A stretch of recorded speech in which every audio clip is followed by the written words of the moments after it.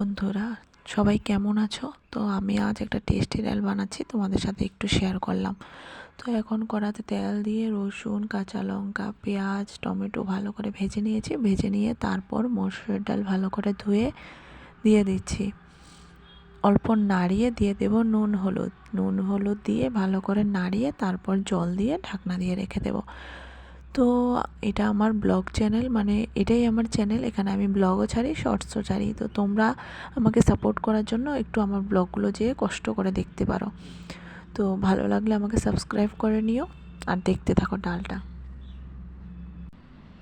তো ভালো করে নাড়িয়ে দিয়ে দিলাম নুন, তারপর দেব হলুদ, তারপর আবার ভালো করে নাড়িয়ে নেব। তারপর দিয়ে দিলাম জল, পরিমাণ মতো জল দেব, আর বারবার দেবো না, একবারই দিয়ে দেব। তারপর আমি আস্তে করে ঢাকনা দিয়ে রেখে দেব।